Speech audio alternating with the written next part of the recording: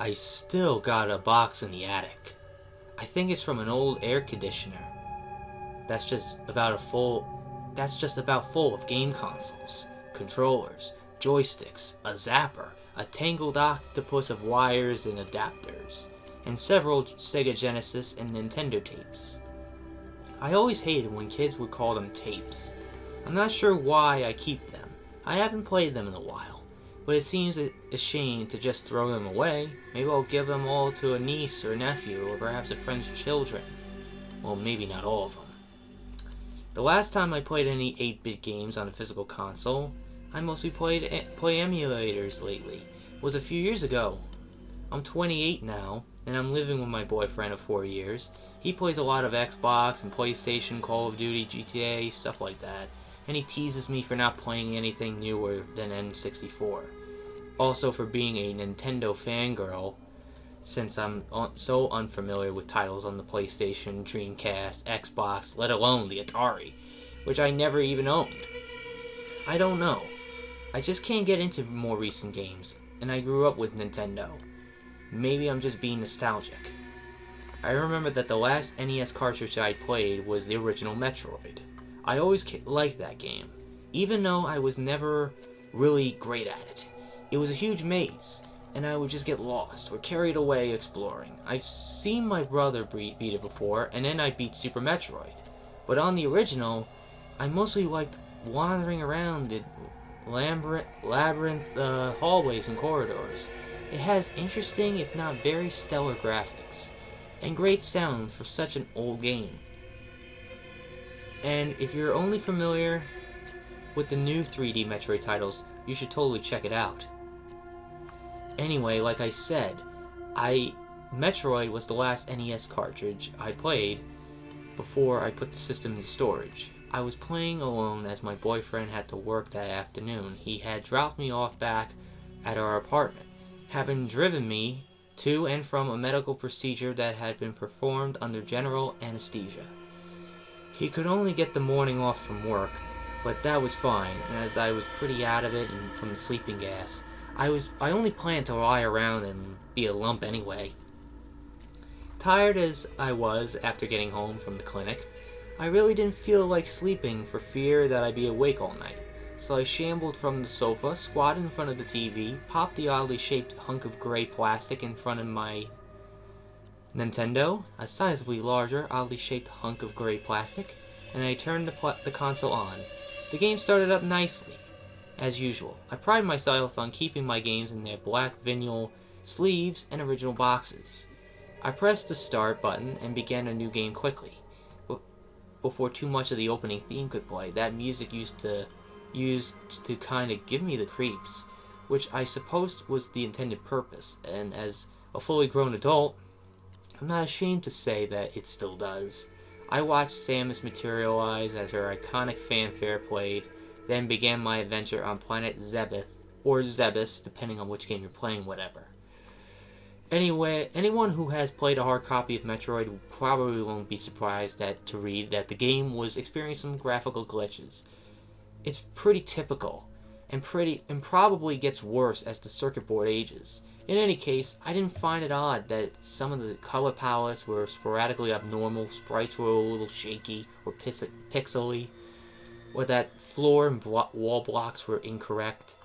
I made my way through the first area of the game called Brinstar, which has some pretty kick-ass music, making Samus run and jump, and shoot her arm cannon at all the planet's indigenous creatures, many of which hadn't done anything to warrant being blasted to bits. But hey, that's the name of the game. As I continued exploring the halls and caverns collecting items, I did note that the game seemed to be glitching out more than usual. Just graphically though, the sound was fine, and the game was running quite smoothly. There was a notebook next to me on the sofa while I was sitting, and I decided that I would attempt to make notes as I played through the game. Still, being half sedated, I wanted to make sure I didn't get too lost, or unknowingly retread my steps. I scribbled out some rudimentary maps as I played, making notes about items I have found, Soon I would also begin making notes about the screen glitches that kept appearing, as I never seen the game be quite this screwy before. And wasn't sure if I would again.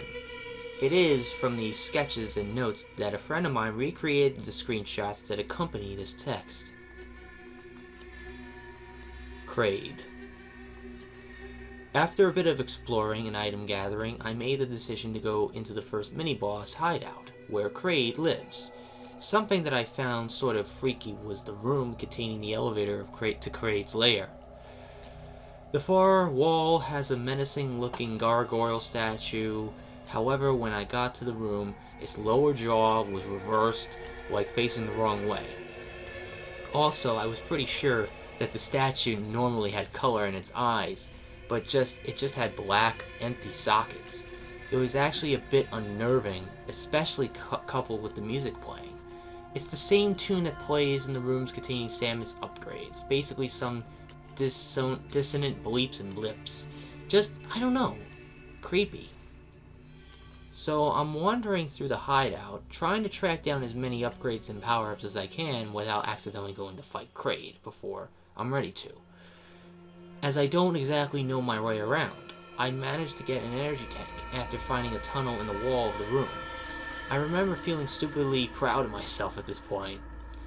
I must have been quite a sight sitting in the dark in grungy gray sweatpants, Afghan wrapped around my shoulders, grinning stupidly as an increasingly glitched out NES game.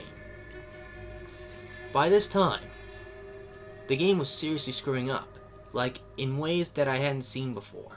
Some of the enemies were starting to stretch out and look almost melted. At this point I found it more strange than creepy. I was honestly more concerned that the glitches were going to culminate in the game freezing before I got a password or anything. I was oddly playing fairly well for someone who is not 2 hours prior had been dead to the world under anesthesia. I really didn't want the game or the Nintendo to crap out while I was on a roll like this. With bated breath, I continued through the corridors, grabbing some more missiles while trying to avoid falling into the acid beneath me. Blasting through red doors, I began finding my way down to the boss battle room. Eventually, I found a spot to replenish my energy and missiles just before trying to battle Kraid. Once I felt I was beefed up enough to take on the boss, I went in and started pumping missiles into that helpless turtle, alligator, dragon, discount Bowser thing. After I landed a few hits and took a little damage, Kraid's sprite started to pixel and fuzz out. I was getting pissed, thinking my game was going to freeze, but it kept going. I nailed the boss a few more times, and his face kept looking more and more effed up, until he flashed a few times, and then his sprite turned red, like it got stuck on some alternate color palette. This was something I had never seen. I mean, I've seen some of the enemies flash and turn different colors, but I never heard of it happening to the mini-bosses. Regardless, I continued to bomb and missile the crap out of my enemy. Suddenly, the sprite changed. The screen froze up, and the weapon get Jingle Blade. I was again afraid that the game would stop working. But it didn't. But it continued, and things got weirder. The red Kraid didn't blow up like normal. Instead, the sprite appeared to be stuck in place, crudely holding its own head. It was at this point that I began to wonder if the after effects of the anesthetics were causing me to hallucinate or see things.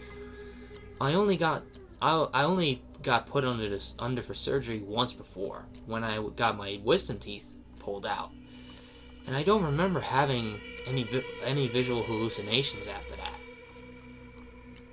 Norfair.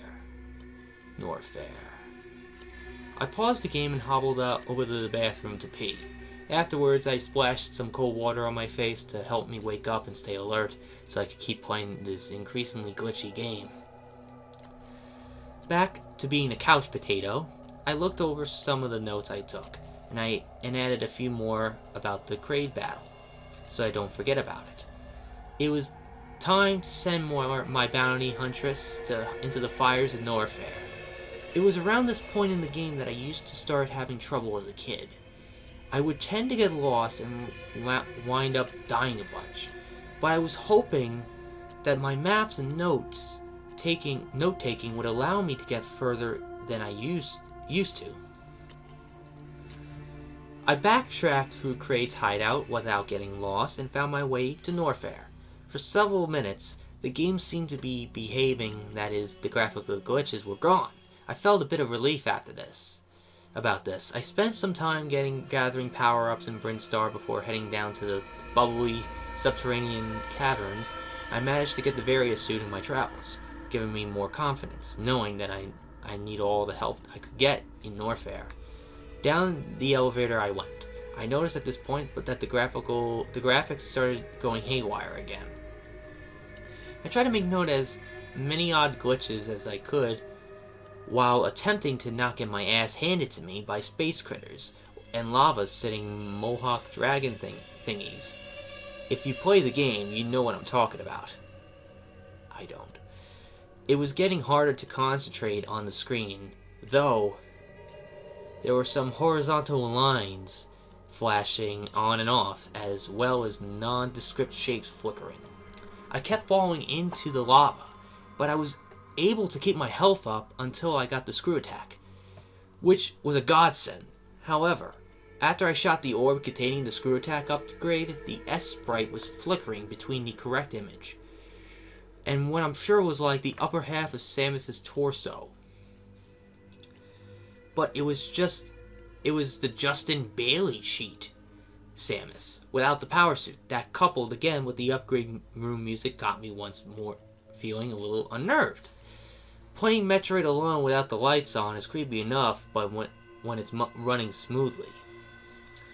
Behind the lined curtains, the lazy autumn sun had taken its early leave, and I was playing in the dark. But I was too groggy to get up and turn a light on.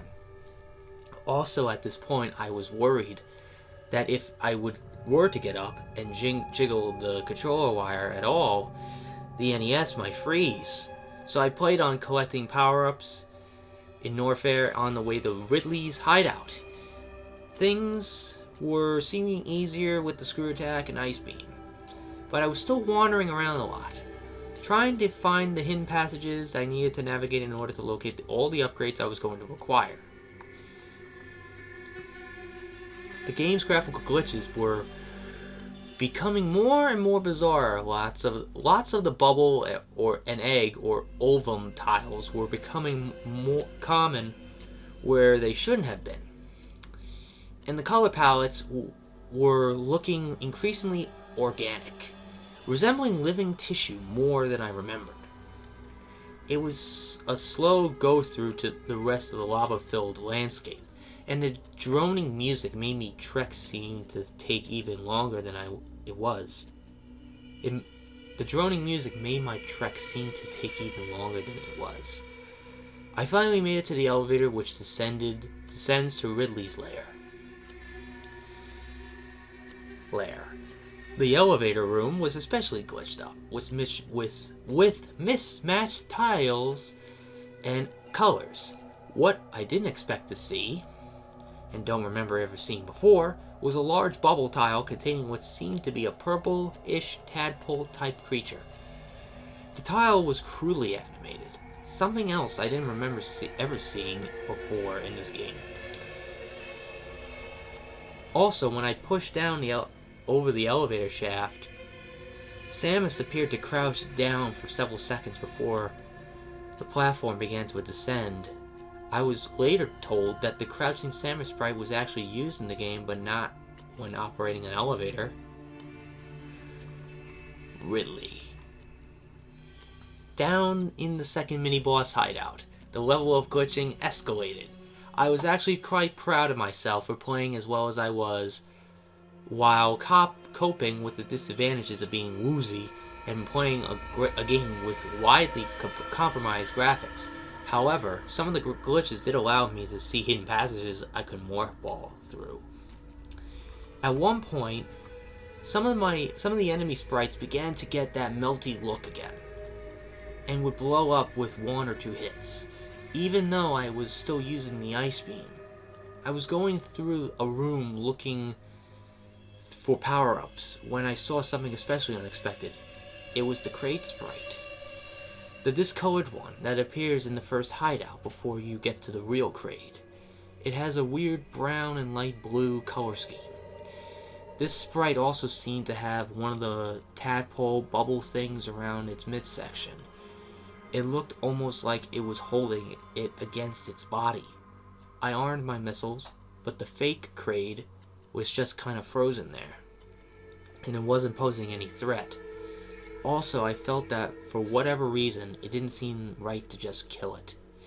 The colors in the hideout were more messed up than any of the other areas. I remember making a note of a specific area where there were discolored tiles with the curved spikes hanging down like in the boss battle rooms.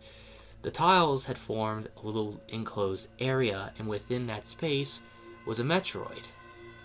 Even I know that the Metroids didn't start showing up until you went into the area right before Mother Brain. The Metroid was flickering and jittering violently in its own little prism. But I could tell that there was something else odd about it. Like, the colors weren't exactly right. But there was something more than that. It looked like it had one of the tadpole things, or something similar, within it. It honestly disturbed me a bit. I continued to try to make my way to Ridley, less concerned about now with finding all the power-ups I kind of just wanted to get out of the boss hideout and Norfair, so I rushed through the remaining caverns until I got to the room containing Ridley. Surprisingly, this room wasn't very glitchy at first. I distinctly remember that the lava was replaced with those hanging bubble things from Norfair, though. Inverted, so they were pointing up. And as I pumped missiles into Ridley, predictably, the graphics began to flicker and glitch. It made it more difficult to battle the dragon-esque monster, who I remember my brother beat it relatively easy. Just like Kraid before him, the more I damaged the mini-boss, the more strange his sprite became. His neck kinda stretched out from his body, and his wings were detaching and mirroring very quickly. He kept jumping up and down as his head glitched out until it stabilized upside down from its normal positioning. His erratic hopping continued as I fought him, but after several shots with my missiles, he stopped hurling fireballs. He was no longer attacking. I kept shooting him, but I felt almost badly about it, like I did with the fake Kraid. It sounds stupid, but it felt almost like he had, I don't know, given up. I eventually did defeat him, and his sprite exploded like normal, except usually when you kill something in the game, the sprite divides and blows up into little bits that disappear. But the chunks into which Ridley exploded didn't disappear or fall off the screen. They just landed on the platform. Stayed there. Not violently or anything, but it was just strange to actually see the bits of a carcass left behind. It made the death seem more real, or at least less inconsequential. I obtained my missiles from winning the fight, and proceeded to find my way back out of the hideout. I got through the level fairly easy with the help of my crudely drawn maps, and I felt relieved at the thought of being out of there. And when I found the elevator back up, but when I began to ascend, the game surprised me once more. It froze midway up the elevator, and the screen flickered in such a way that I couldn't adjust my eyes correctly. But I know that once again, the Justin Bailey Samus where it shouldn't have been. I once again saw the Justin Bailey Samus. The sprite was many times its normal size, appeared to be wider or fatter than usual, and to top that off, didn't seem to be wearing any clothes. I'm pretty sure I don't remember that when I used to watch my brother play. It only flashed on the screen for a few split seconds, so I'm only telling what I thought I saw. Mother Brain. After the elevator incident, I was really wondering if I was seeing things. maybe the doctors gave me some anesthesia that I have never had before. That would at least explain the weird shit that I keep seeing while playing the game. I was feeling pretty tired, but I really wanted to see if I could beat Metroid for the first time. And I was really close. I followed my maps back up to Brinstar, regaining health and missiles where I could.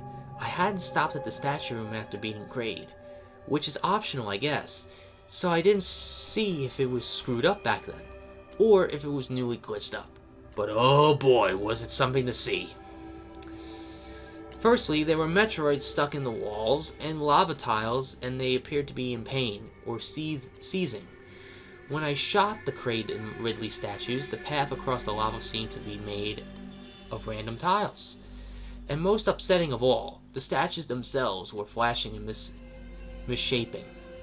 The Ridley statue especially appeared really screwed up. It looked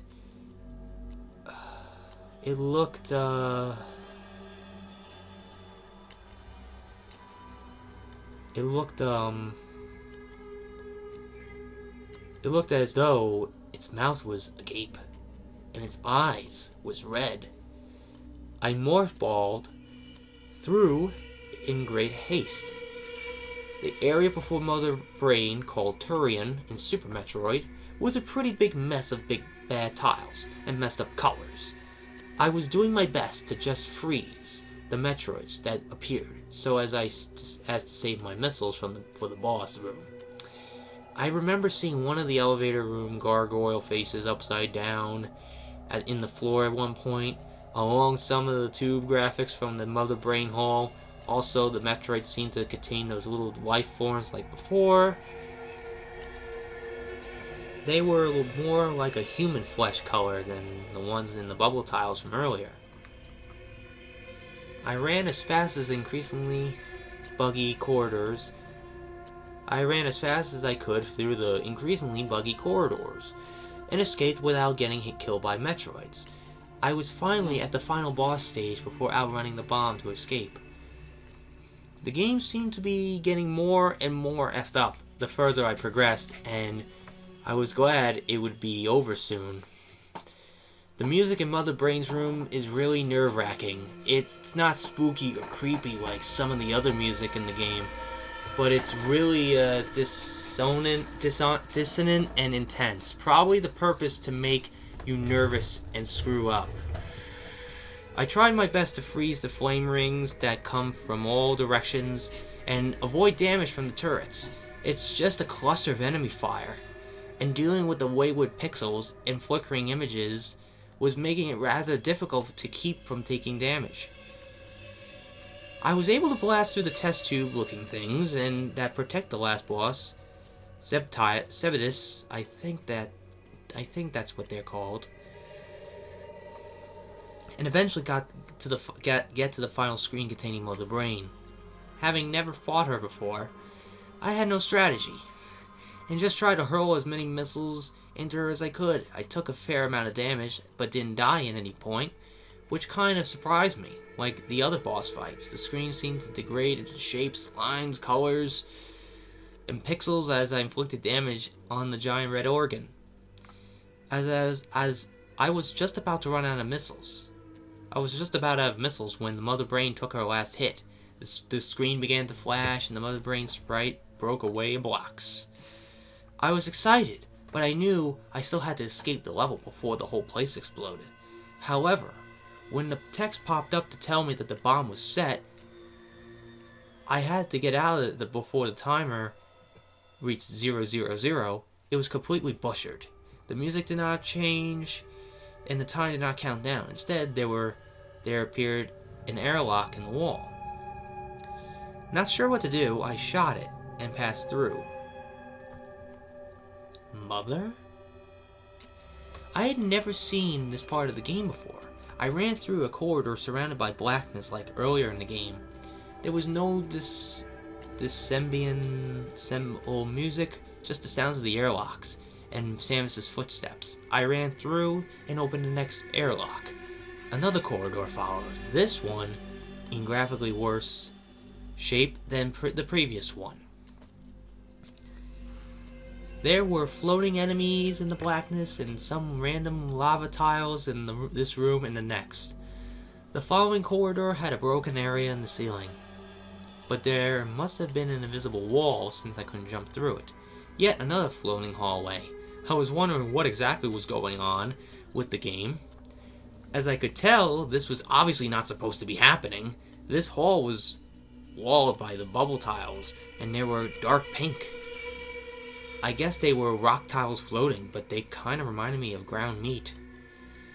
The next corridor was the same. It was more of the same, except some of the floor and ceiling tiles were colored pink or light lavender, making me think of intestines or veins or something like that. The airlock also a fleshy pink hue. The following corridor would be the last in this line. Where the blackness had been in the other hallways, this screen was entirely full of the dark meat tiles. I would later joke with myself about this being Metroid. But at that moment, I was too creeped out to think of humor. I shot the next pink airlock and went through. The door opened directly into a deep chasm, lined with the gargoyle faces. The pit was also filled with missile power-ups, and some of which were flashing or glitching. I was able to pick up quite a few, though there were sporadic platforms and ledges that I was able to land on, but I wasn't able to jump back up the pitfall from any of them. So I just continued my descent into the darkness. I eventually fell into a floor made up with the inner-looking tiles with a fleshy airlock door in the ground. I bombed the door, and I dropped through the airlock. I came out of the other side in what appeared to be a copy of the Mother Brain room. However, there were no flame rings or fireball turrets assailing me, and the intense music was replaced with the upgrade elevator room music, which also gave me goosebumps. The Zebides were different, lighter in color, and more notably, they seemed to contain one of what I thought as tadpole creatures, but being a different color, and in a space where I could get a longer look at them. They appeared to look distinctly more like unborn babies, human fetuses. I was feeling cold, and my skin was clammy, like how you feel when you have a bad fever, not knowing what exactly to do. I fired a missile into the pinkish test tube, the tube shattered, and the fetal creature fell out and disappeared through the floor. Doing this made my heart skip a beat. I jumped through the gap, saw another Zebedee. I really didn't want to, but I fired at it. First with my ice beam, but that did nothing. I tried to jump through and around it, thinking that the game glitches might allow me to pass this part, but had no luck. Eventually I shot a missile at it. It blew apart like the other one. Feeling strangely guilty and dirty, I fired the last incubating creature and saw that there was another Mother Brain at the end of the room. As I said, there were no enemies or projectiles in this area, and I just stood across from this other brain. Its color scheme was different, not the orange bright red of the first Mother Brain. This one had more of a gray in pink tone to it. As it pulsed, I fired a couple missiles, hoping that this would end the game quickly. Each shot made the screen flash, and the glitches worsened. And I shot the large brain. It pulsed violently and began to degenerate. After 2 missile hits, the screen was a mess of mismatched colors and tiles, and this other brain appeared to ooze blood and fluid from the wounds I was inflicting. It also seemed to have liquid tears flowing from its eyes. I felt awfully for this creature, but still wanted to get the game over with as soon as I could. I fired one more missile, and the large brain faded away in blocks like the original Mother Brain, revealing another flesh airlock behind it. The airlock into the upgrade room with the color palette that I didn't recognize before.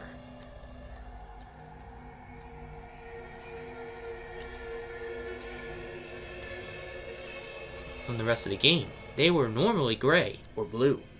This was crimson and bluish gray. Strangely, this area seemed as though it had no graphical glitching at all.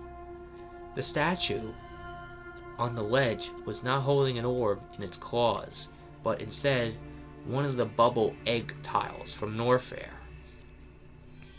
I jumped up and shot the ovum, revealing what I could only describe as follows. It seemed to be a child, a newborn baby, surrounded by a flashing aura. The baby was dripping with pinkish fluid. I could only venture to guess it was placenta or amniotic fluid. The little one flashed for several seconds, and then the screen went black. When the TV lighted up again, it showed a deranged version of what I remembered to be the screen displayed when you beat the game. It had the normal space background, but the planet's surface was the color and texture of living tissue or ground meat. There was a floating Metroid of what looked like the newborn from the previous screen inside it. There was a large sideways head depicting Samus without her helmet, with black oozing from her eye sockets. In the center of the screen, what normally sees Samus waving to the player in a power suit or bikini, was an image of what I assumed was Samus, with her arm grotesquely stretched and her leg displaced.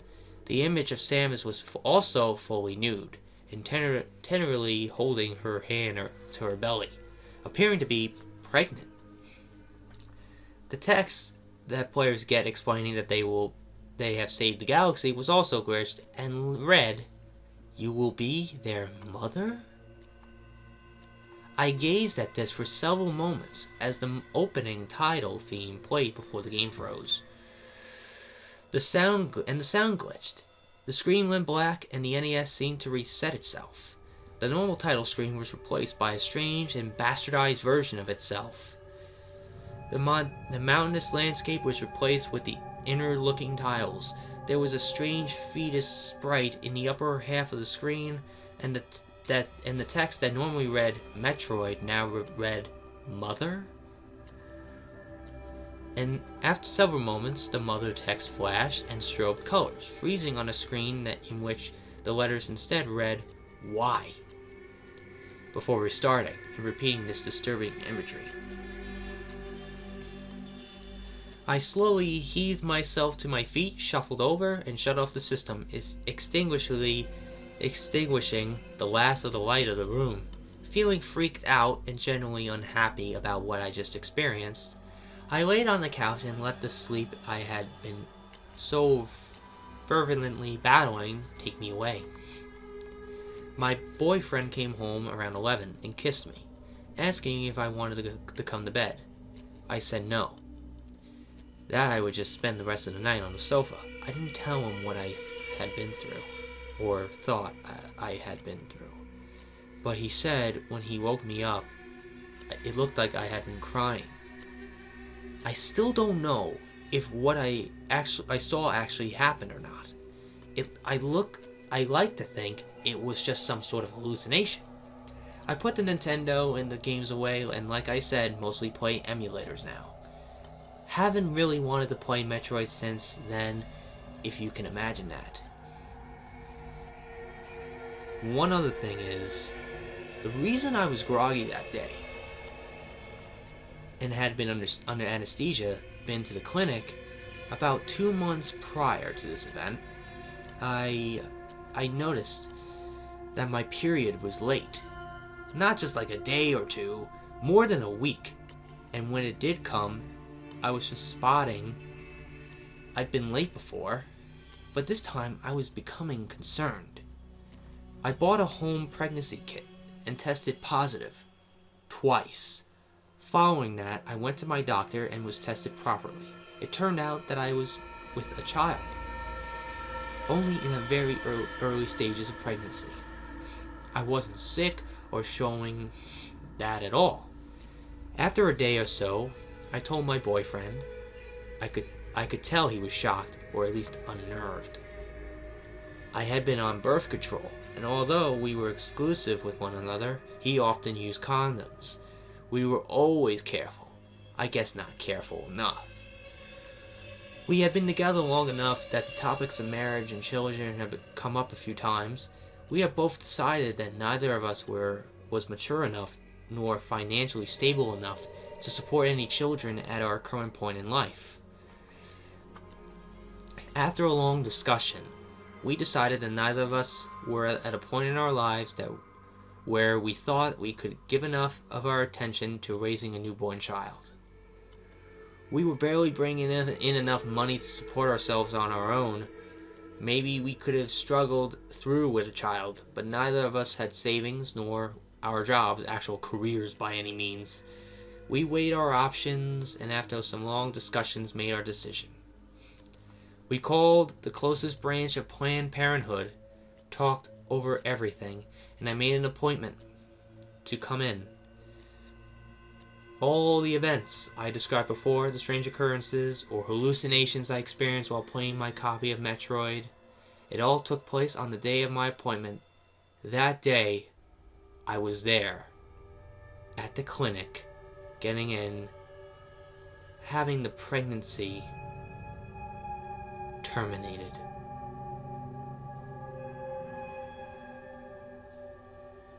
My, oh my, oh my. Do we have a creepypasta that is pretty crazy and unnerving, I guess. So, as you could tell, Metroid Mother is a creepypasta that I've been dying to read for a long time. And it's one of those creepypastas that I like. The reason why I like this creepypasta so much is it shows you these pictures or animated GIFs or animations of the game glitching out and everything. That's what makes some creepypastas awesome. It shows you. It gives you the good visual that you expect. It shows you that. But it's kind of obvious that this creepypasta kind of has like a... I don't know if I want to say an anti-abortion message or like an abortion thing, because it's obvious. At the end of it all, it's like an M. Night Shyamalan reveal at the very end. The protagonist of the story reveals that the reason why she was at the clinic and was under anesthesia and feeling woozy and shit was because she was getting an abortion. And it explains the glitches that she was experiencing in the game. That because of this, she experiences like I guess the after effects of getting an abortion. Like, what if you see that Samus is pregnant and holding her hand around the belly? You see a newborn baby with pinkish fluid around her, like a placenta. Like, you saw a lot of, like, pinkish flesh-colored tiles and stuff. It's like almost like a abortion message. Now look, before you ask, I'm gonna explain. And I'm just gonna say this right out in the open. I am totally pro-choice about that topic. It's like a topic I don't really like to discuss. It's just, I know, but still, like, I'm totally pro-choice. Like, I honestly feel bad if women unfortunately do get pregnant when they don't give consent. I feel bad for them, and it's their choice. Whatever. I don't give a shit about human, like, the life of a baby or whatever. I'm pretty sure, I don't know if this is kind of related, but Metroid 2 Return of Samus, or Metroid Samus Returns, when that new Metroid gets born, Samus kind of hesitates on not killing it because it was just born, and the Metroid thinks that it's its mother. That Samus is its mother, so you could see why Samus was kind of being hesitant. She would kind of feel bad because it was just born and you just killed it. It would probably haunt her the rest of her life, and Super Metroid would have never happened. Probably one of the greatest games of all time. Would have never happened if Samus killed it. That was her choice. And look, I do understand that it's kind of weird, but it's kind of like a cliche-ish thing where after this traumatic event, the glitched out game, you don't play that game ever again or whatever. It's kind of cliche, but that's nitpicking to me, but I kind of enjoyed it. And again, the reason why I enjoy it so much is because of the pictures that come included with this creepypasta. You see all the glitched out tiles and sprites and stuff that's happening in the game throughout her playthrough of this game. And some of them even include video animations. That's what's more unique about it. Instead of just pictures, freaking animations. Or GIFs, or GIFs, or whatever you want to call it. That's what's so awesome about it. So, overall, I really enjoyed this creepypasta. To be honest, it's a creepypasta I've been dying to, once again, I said before, been dying to read for a while, and I thought it was pretty well done. Yeah, there's some kind of like grammar issues here and there, or whatever, but that's just nitpicking and everything. But overall, this creepypasta I will give a 9.5 out of 10. Not perfect, but it's still good. So, hope you guys enjoyed today's creepypasta reading. Again, if you have any changes to make in this creepypasta to make it better, let me know in the comments down below. If you have any suggestions, any other creepypastas you want to suggest to me that I haven't read yet, let me know also in the comments down below. So if you like what you saw here, hit the like button, subscribe, share this video with your friends and family. Be sure to hit that bell to be part of the notification squad. Be sure to also check out my Instagram because I make cool edits of Markiplier, Jacksepticeye, even myself. I also do reenactments and cosplays, so go check it out. So until next time, JRDL96 signing out, and I will see you guys in the next video. Peace.